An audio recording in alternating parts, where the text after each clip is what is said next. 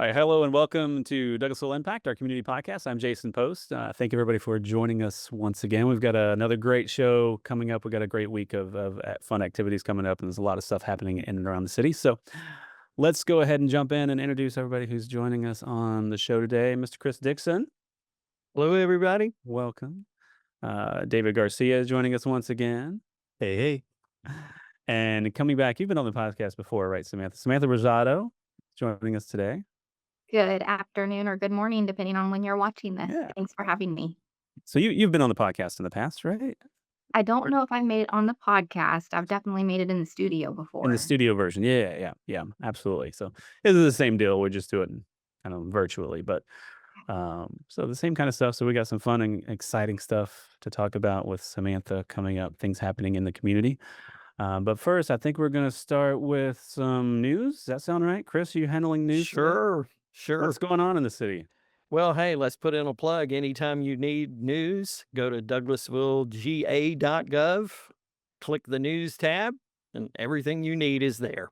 Chris is our website guy, so he's going to plug the website continuously throughout the show, probably. Yeah. Unfortunately, the first news is not good news. Oh, come on. There are people who are posing as the Douglasville Planning and Zoning Commission, sending out fraudulent invoices to people who have business before the Planning Commission. So very realistic looking, but there are some errors if you look very closely. But what they're asking for is a wire transfer. And we can just tell you the city does not do business like that. So we don't do wire transfers. You would get an invoice asking for payment through our official channels. And if you need assistance, you can email zoning@douglasvillega.gov if you get one of these and want to verify whether it's real or not. So be on the watch out for that. Always call and check if it looks even remotely questionable, right? Yeah, there's and always there are some gotchas on this that if you look closely, you can tell right. it's probably a scam. So But some of them are getting really good.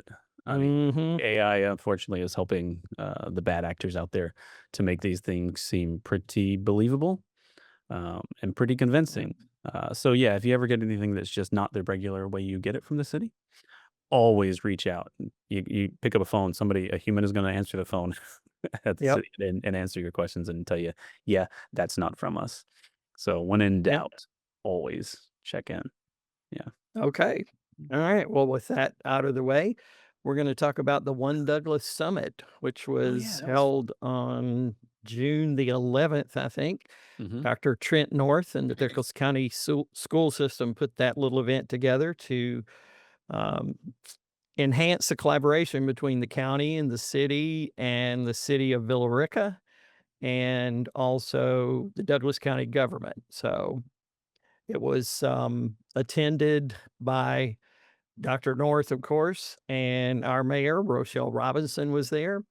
Douglas County Chairwoman, Dr. Ramona Jackson Jones, was there, as well as Villa Rica Mayor Leslie McPherson, and also members of the Douglasville City Council and the Villa Rica City Council, as well as the Douglas County School Board. Right. So all this was a full day event to just get everyone on the same page to try to up the collaboration between all these organizations. There can be a lot of synergies from groups that cooperate like this. So that's what they're trying to do. Yeah, it was nice. I was actually there, so I got to hang out and watch them all kind of talk throughout the day. It was a really nice day. I mean, we've in the past there's been a lot less cooperation between the city and the county and the school systems and things like that. So we're in a good place, I think, right now, working together and collaborating. So it was a good day where each governing body basically presented, here's what we're currently working on, here's our long-term goals and strategies, and then talked about, where is there overlap and redundancies, because our goal is not to provide the same services between the city and the county and even the school system. It's to provide services to the community without that kind of overlap and redundancy. So it's a great whenever we can get together and talk through it and say, here's what we're doing, here's what we're planning for the future. So how can we work together? How can we, plan different things so we're not overlapping?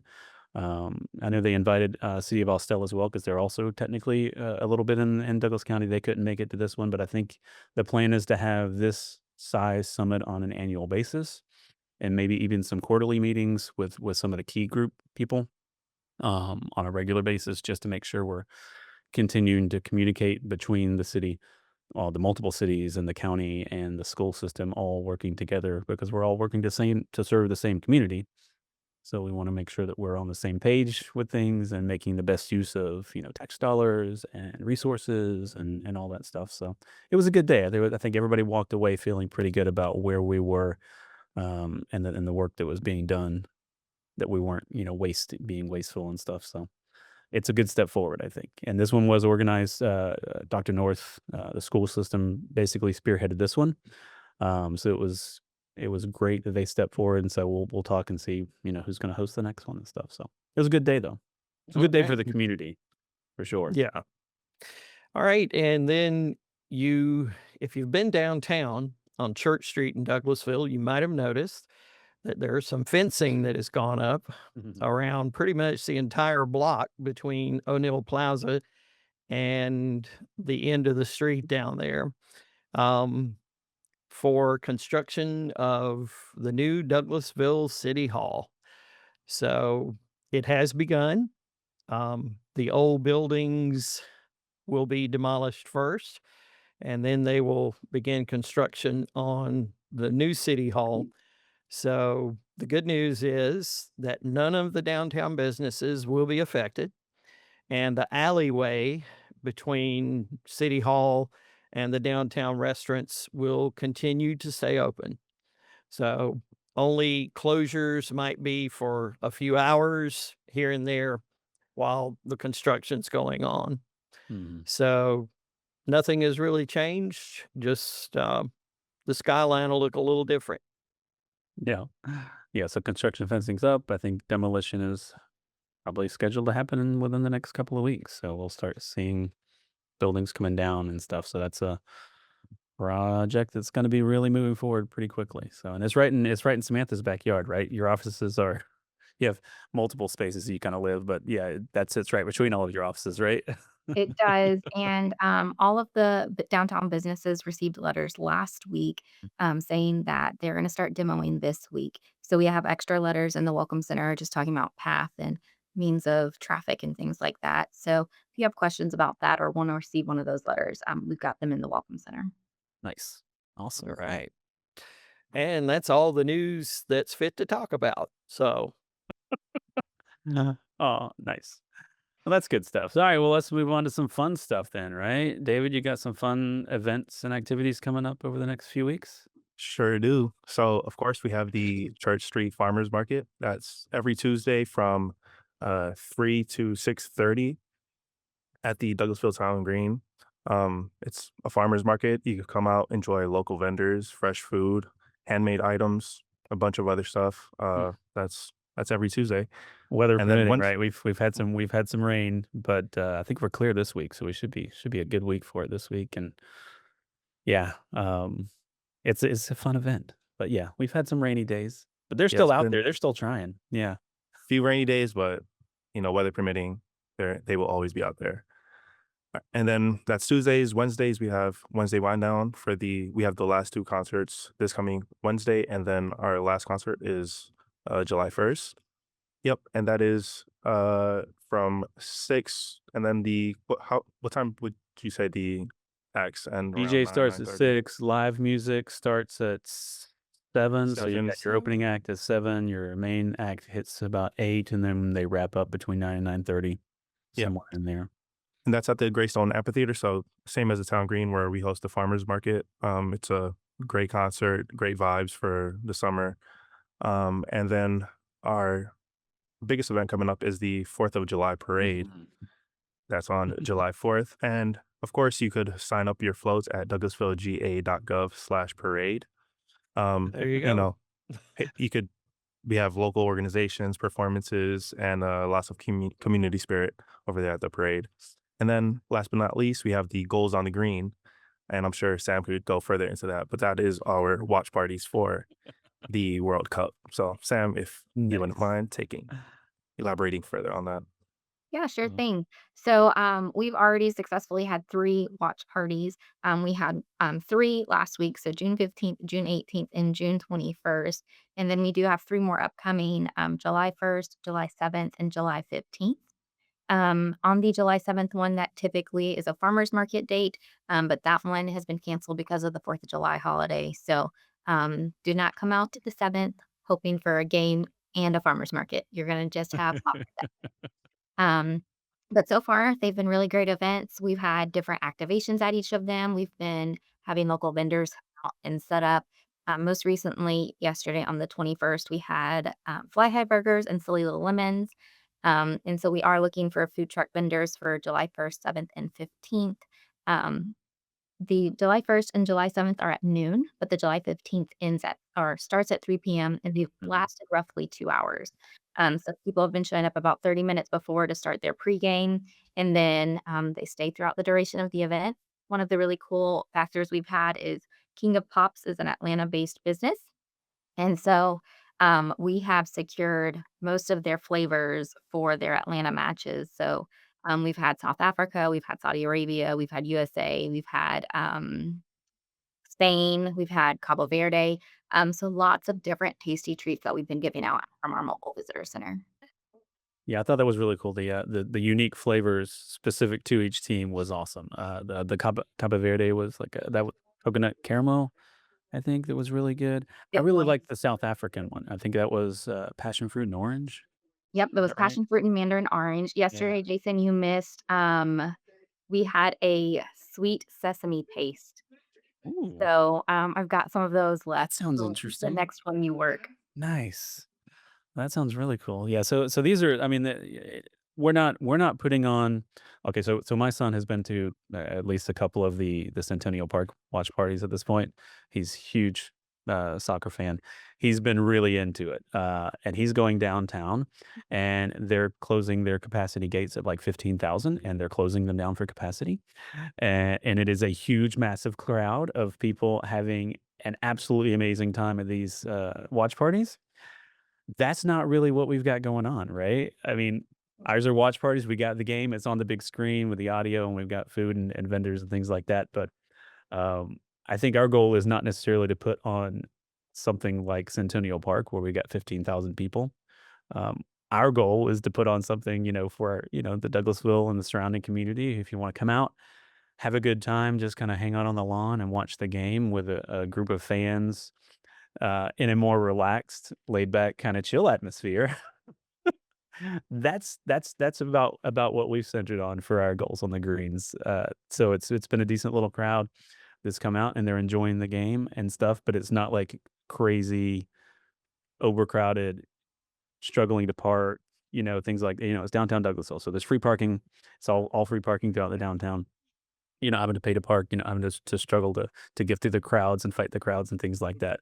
It should be a nice, relaxed atmosphere to come and enjoy some really good soccer, some really good football, uh, and I've been really shocked at kind of the crowds we've had shown up because I think what it has shown is the diversity of what our community looks like. Because the first game we did was what Cabo Verde and Spain, which was an amazing game because, I think, the little nation of Cabo Verde, has been kind of this underdog throughout the whole series, and they went up against Spain, which is one of the top seeded teams in the whole thing, and they came away with a tie. So we had a small group from that was from Cabo Verde watching the game at the green, and they live here in Douglasville, but they're from Cabo Verde, so they were so excited, to watch the game, and I just think that's really awesome that it shows kind of what a diverse community we have of people from everywhere. I mean, you wouldn't have thought about, having actual Cabo Verde people here, watching the game, and I think we had the Czechia game, there was a group out that, was representing, Czechia and their jerseys and stuff. I'm like, it's not something I would have thought of, Obviously, they're coming to watch World Cup soccer, but actually having the fans of those teams that live here in the community is kind of shocking. But this has been really neat to see, right? I mean, and they're having an absolute blast watching these, and cheering for their teams. So Our Cabo goal Verde's been doing to really good. compete with what Atlanta has. Our goal was Oh, to bring the foot traffic down to downtown Douglasville, support the local restaurants and the businesses that are here. And I think that we're able to successfully bring some people that might not normally come to an event down there, but that soccer has kind of rallied them together. The yeah. town green has so many different playable features. So families are able to relax there, let their kids play in the splash pad on some of that playable art. And then yesterday, we had a speed kick, so they were actually timing how quickly the kids kicked the balls. But we had a family that showed up that had come out earlier in the week, and they actually brought little pop-up soccer nets, and they had a little pickup soccer game on the back lawn, and they had little discs that they put for out of Yeah. bounds and things. Like, they fully bought their whole thing, and families were playing together, and so it's really given that, community feel to the town green, which is why it was created in the first place. They wanted a hub for the community, and we are successfully Yeah. activating that right now. So And I think that's an important point. So the fact that we have the town green there, the fact that we've got screens already there, we've got sound system already there, we got the green space, the playground is already there. This isn't really costing the city anything to put these events on. We've got there's a certain number of staff that are there working, and that's pretty much what we're putting into putting these on is the staff that's there to run the event. But it's not costing the city any extra money to put these event because the infrastructure of the town green is already there.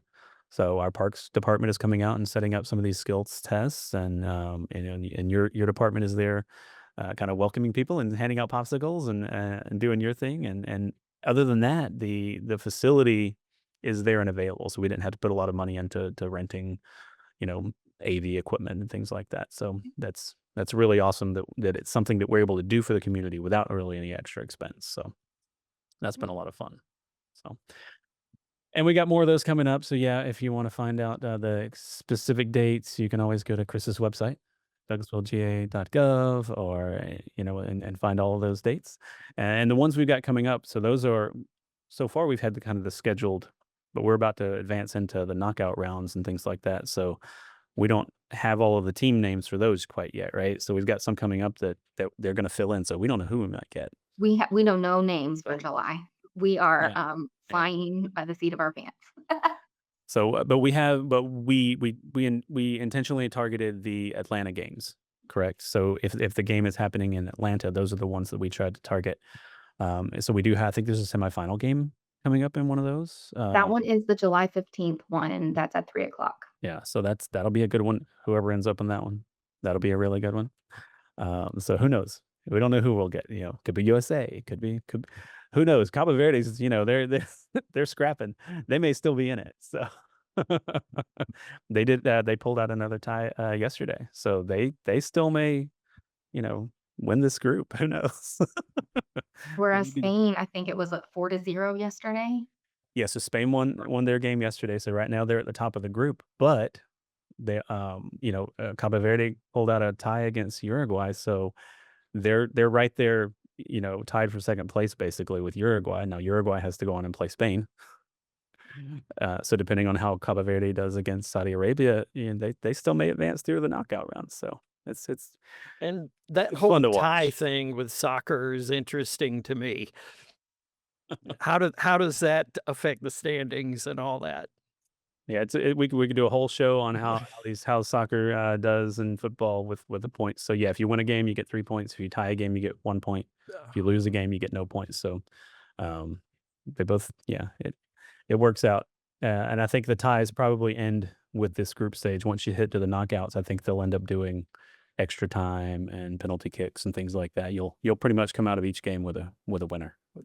So I learned yesterday, Chris, that I guess if there's enough injuries in a game, then they can add that time to the end of a game, maybe. I'm hope I'm communicating this correctly.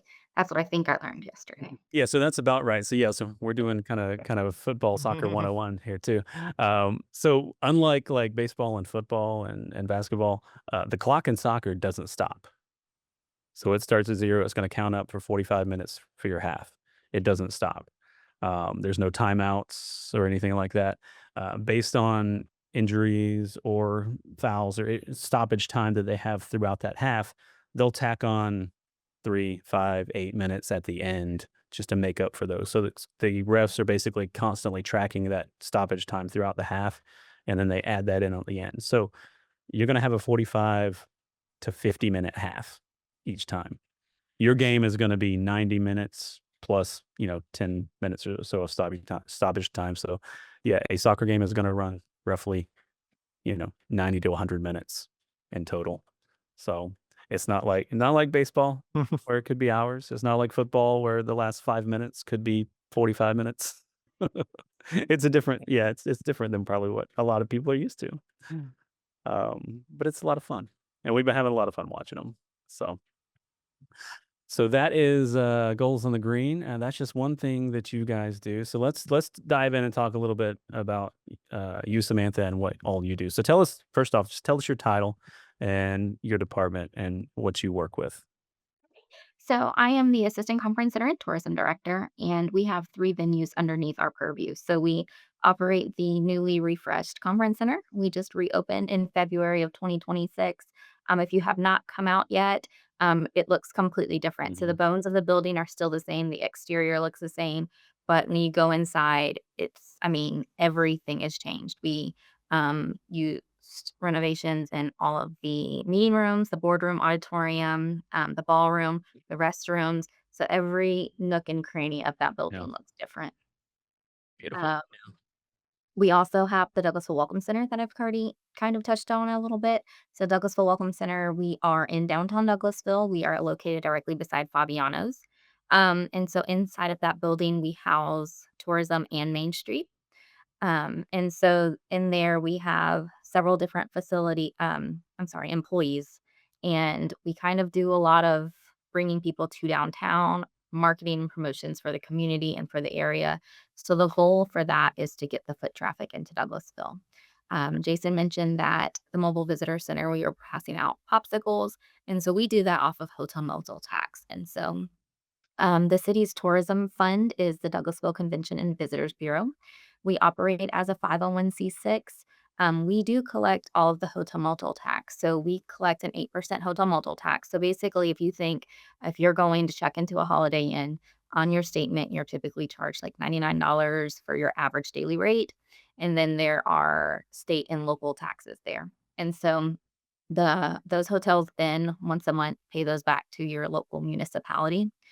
So we collect 8%, 3% goes back to the city's general fund. 1.5% pays for the debt services at the conference center. So that's a fun fact. If you are local and you wonder how the conference center is paid for, it's paid through hotel motel tax. And then we get another 3.5%, and that pays for tourism conventions and trade shows. So essentially, that is our marketing and advertising fund.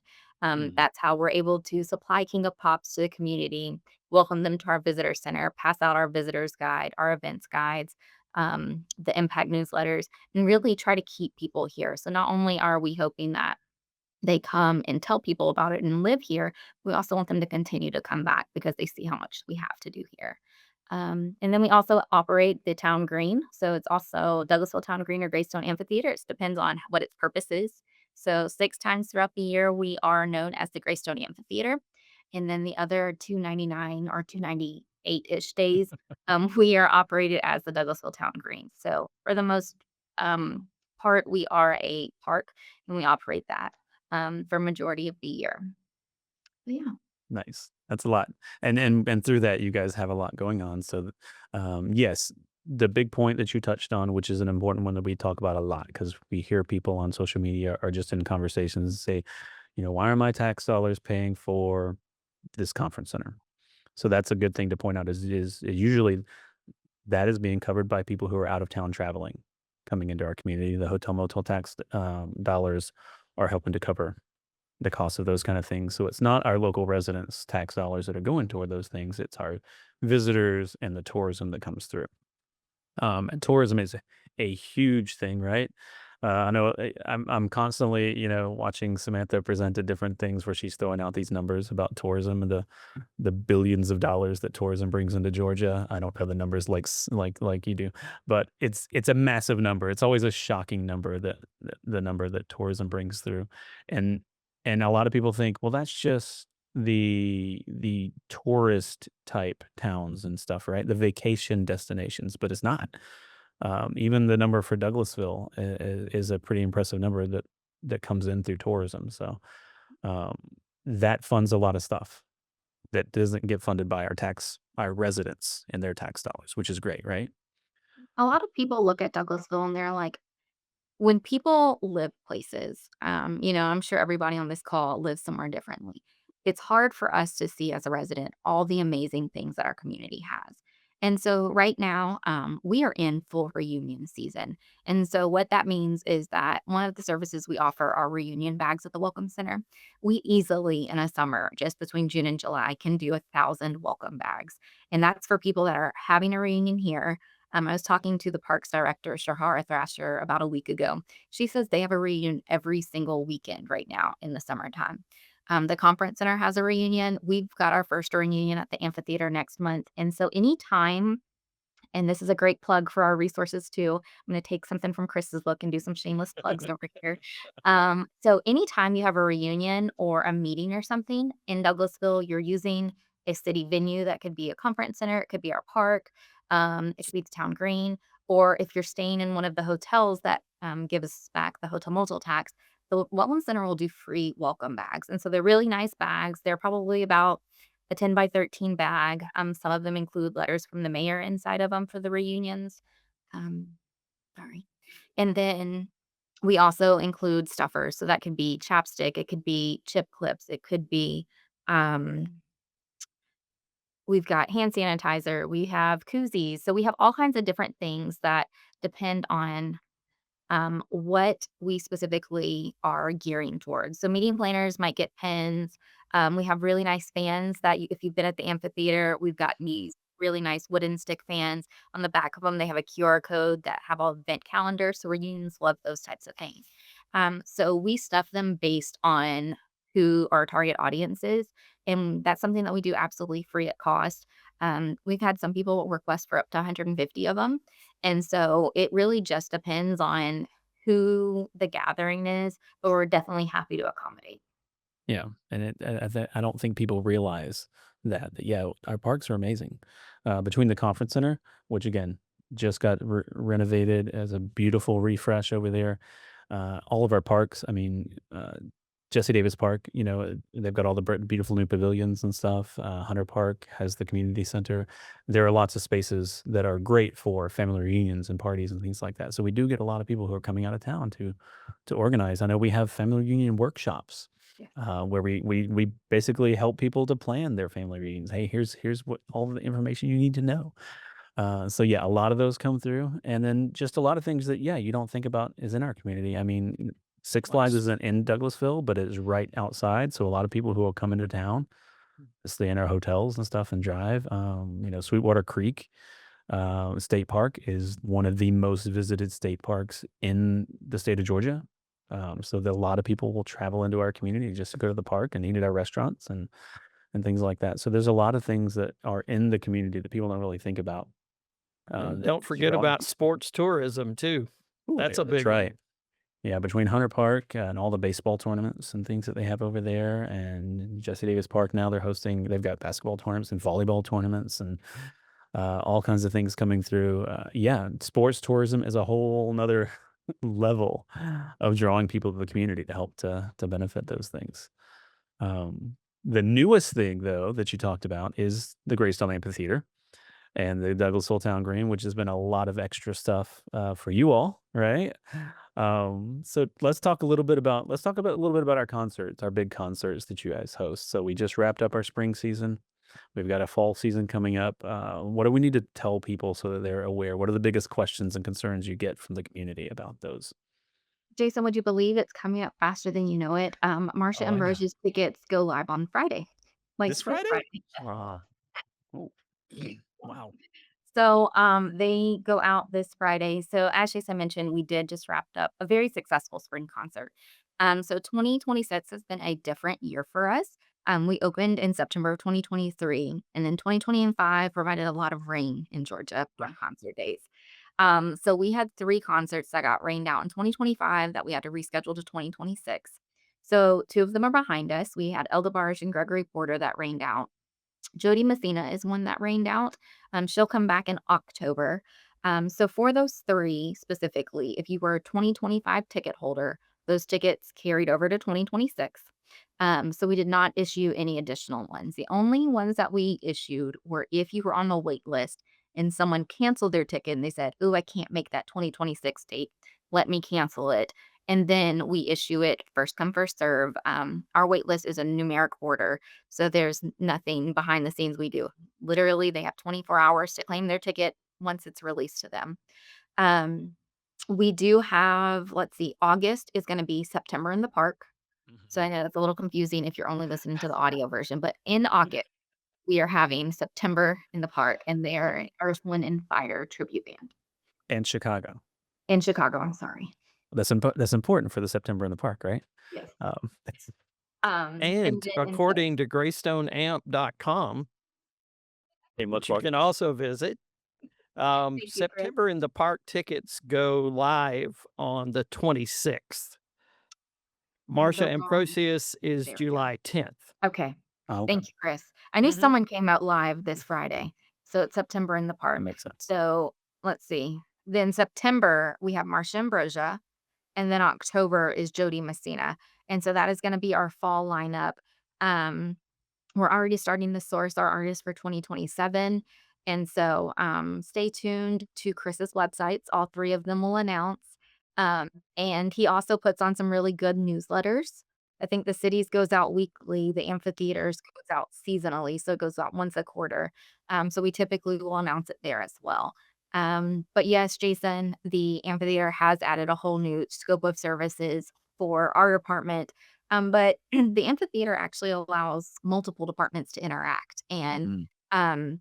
I mean, for one concert, your team is down there handling the IMAG. And in case you're wondering, it's the really amazing footage that shows up on the big screens.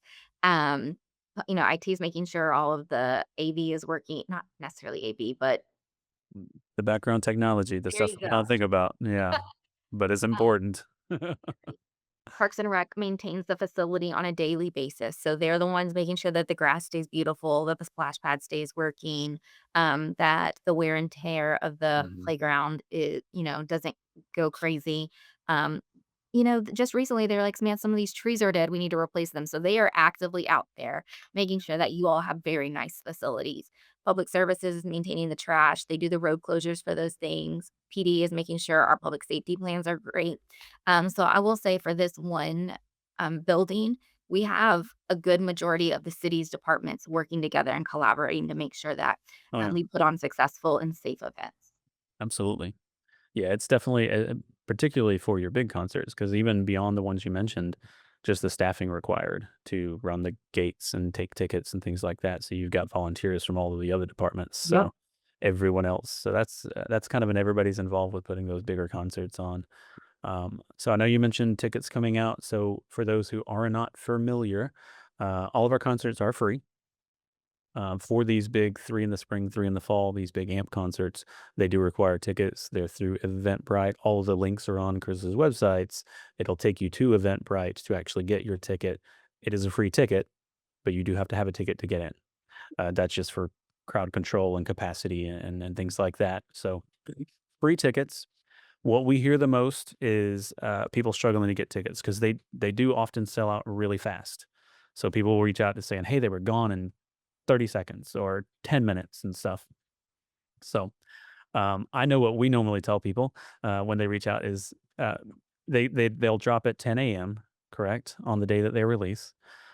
Be ready. Have your computer pull up and ready. For the most part, they're not selling out in 30 seconds or even 10 minutes.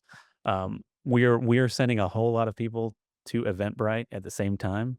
I think more often than not, we're crashing Eventbrite more than selling the tickets out in that quickly.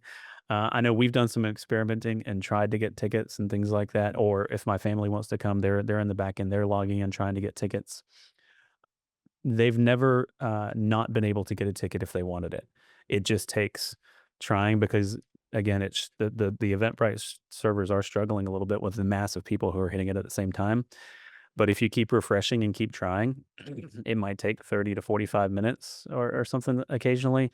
But eventually, if we tried to get tickets, we've always been able to. It just kind of keeps it takes kind of staying at it and refreshing and trying again. You can only get 2 tickets at a time, so it does limit that. But it'll pop up occasionally and say, "Hey, only 1 ticket's available." It'll say there's no tickets available. But until Eventbrite literally says this event is sold out, there's still tickets available. So when we actually sell out and go to the wait list, it'll switch over and it'll say this event is sold out, or it'll say we can add you to the wait list. You may go in and it'll say no tickets, but that's just the server not being able to catch up. So keep trying. Always keep trying. For the most part, if you're trying to get tickets, you're probably going to be able to if you just keep at it. Um, it's just a process. And a few helpful hints. Jason mentioned Eventbrite. So say you go on today and you really want to go to one of the concerts that's upcoming. There's a little set a reminder button, and Eventbrite will email you an hour before and say, "Hey, those tickets go on sale in an hour." So that could be, a checks and balances for you. Whether you set the alarm on your phone, whether you set it up through Eventbrite, it's going to automatically remind you, "Hey, this is happening." Jason did mention, that refresh is kind of your best friend. So we do allow cart time. So we want to make sure that people have time to fill out it and don't feel rushed. I've been on Ticketmaster before, and before I could hit pay now, the ticket's already stolen from my cart. We don't allow stealing tickets from carts. So, but the tickets will time out. So, um, I would just continue to refresh, kinda like Jason said, and make sure that your browser and your connection is good, because for the most part, if you want those tickets and you're on when they come available, you're probably gonna get them. Um, for Eventbrite, you can get a max of 2 per, registrant, but when it comes to the wait list, if you need more than 1 ticket, you need to get on the wait list more than 1 time. The wait list is only good for a single ticket. So that's another frequently asked question that we have is, "Hey, I joined the wait list, but I only got 1 ticket. I need 1 more." Well, that wait list is only good for 1, and if you do receive the notification that says, "Hey, you're off the wait list," you only have 24 hours to claim your ticket. So again, if it's somebody you really, really wanna see, you need to make sure that Eventbrite is one of those emails you get notified. You don't want them to go to your junk, so you may wanna make sure that you have all of your settings up to date. And then I think the only thing we didn't talk about was senior tickets, Yeah. and so, Chris mentioned that September in the Park is gonna be available this Friday. Right, Chris? Mhm. Okay. So that's gonna be 26th. June 26th. So the same time or the same day that, tickets become open to the public, they open up for seniors at City Hall. So you can stop by the newly, relocated City Hall at 6758 Spring Street. Is that right? Yes. Okay. That's right. And then, go to the front desk and you can let them know you're here to collect your senior tickets. They will ask you for your driver's license because there are a couple key factors here. They want to make sure that you're 65 and up. They want to make sure that you are a city resident, and they're going to ask you how many tickets you want. You can get 1 or 2. And then they will get you completed on the form, and then we will email you your tickets on the back end. So that is something that we have recently started last year. And so that is another benefit that we have for our senior citizens. And so just point of clarification, because this is the one question that we do get most of all often. As Samantha said, those senior tickets are limited to, what was the age limit? 65. 65. And you have to be resident inside of the city limits. Now, that's a question we get all the time, not just for these senior tickets, but people who think they live in the city, but they don't technically. Just because your address says Douglasville doesn't necessarily mean you live in the city. Now, you can go to Chris's website. There's a neat little GIS map or type thing on there where you can look up your address and it'll tell you if you live in the city, and it'll tell you who your council representative is and all kinds of fun stuff. So you can look that up. The easiest thing we tell people for the most part is if the city of Douglasville picks up your trash, you live in the city.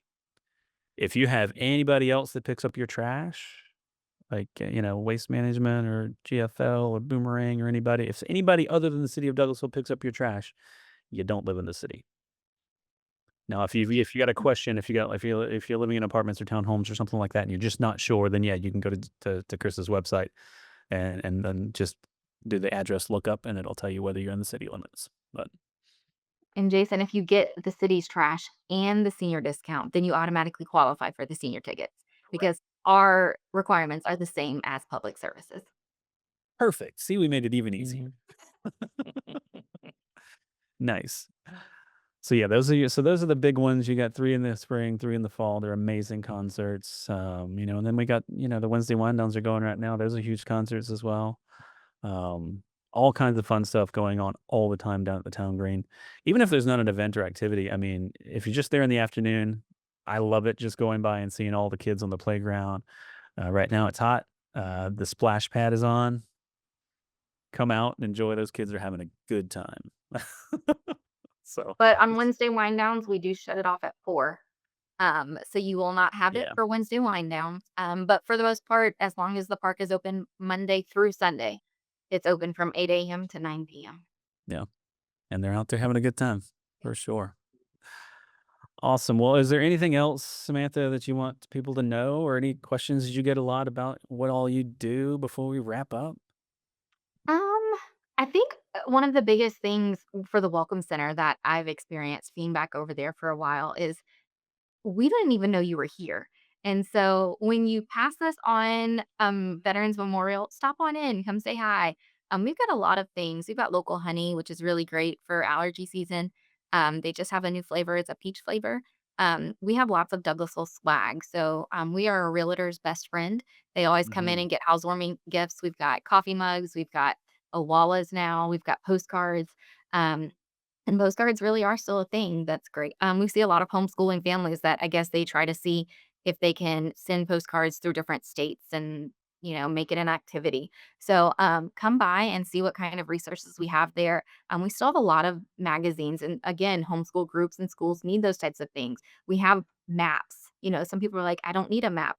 Well, sometimes it's good to learn how to read a map in case technology helps us. So there's still a lot of really great resources we have. So I just would really encourage you to stop by the Welcome Center, if you've never been, come by the Conference Center if you want a tour. It's a brand new facility or newly renovated facility.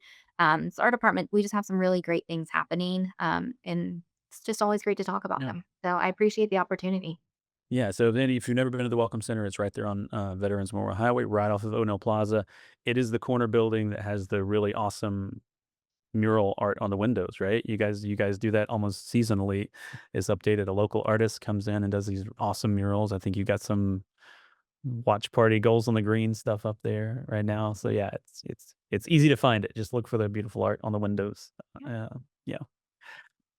All right. Well, that is a lot of stuff. Thank you, Samantha, for joining us and telling about everything that's going on. And thank you, Chris and David, for the news and the events and everything that's happening in and around the city of Douglasville. Thank you for everyone who has joined us today. Come out and join us for some watch parties and some concerts and some different things happening in the city of Douglasville. And until next time, everybody have a great week, and we'll see you on the next episode of Douglasville Impact. Bye, everybody. Bye.